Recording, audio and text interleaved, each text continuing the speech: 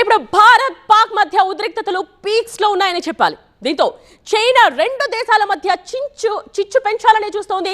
పాక్ కు సాయం చేసి తాను పబ్బం గడుపుకుంటోంది. భారత అత్యాధునిక ఆయుధాలతో బలంగా ఉండడం, అలాగే పాకిస్తాన్ బలహీనతను తాను క్యాష్ చేసుకోవాలని చూస్తోంది China.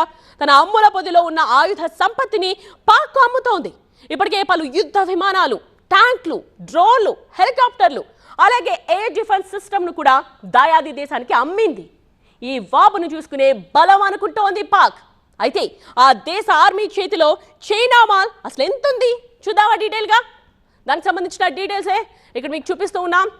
So China mall Pak చేతిలో ఏమేమి ఉన్నాయో మనం చూడొచ్చు. యుద్ధ విమానం JF-17 థండర్ ను చైనా నుండి కొనుగోలు చేసింది పాక్. అలాగే యుద్ధ విమానం J-10 కూడా పాక్ దగ్గర ఉందని తెలుస్తోంది. అదేవిధంగా చైనాకు చెందిన యుద్ధ విమానం FC-31 కూడా గతంలోనే కొనుక్కుంది పాక్. అదే కాకుండా ఈ యుద్ధ విమానాల కోసం మిసైల్ PL-15 ను కూడా పాక్ ఇచ్చింది చైనా. ఇక చైనాకు చెందిన ట్యాంక్ అల్ ఖలీద్ కూడా ఉంది. ట్యాంక్ VT-4 కూడా పాక్ ఆర్మీలో భాగమయ్యాయి. వేగవంతంగా వెళుతూ చిన్నపాటి మిసైళ్లను సంధించగల Z-10 హెలికాప్టర్ కూడా పాక్ దగ్గర ఉంది. అదేవిధంగా CH-4 నిఘా డ్రోన్ కూడా చైనా దారాదత్తం చేసేసింది పాకిస్తాన్కు. పాకిస్తాన్ దగ్గర సబ్మెరైన్స్ లేవు.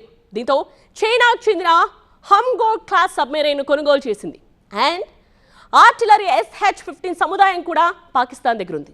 Air defence LY-80 air defence HQ-9P కూడా చైనా దగ్గర నుండి సేకరించింది ఈ పాకిస్తాన్.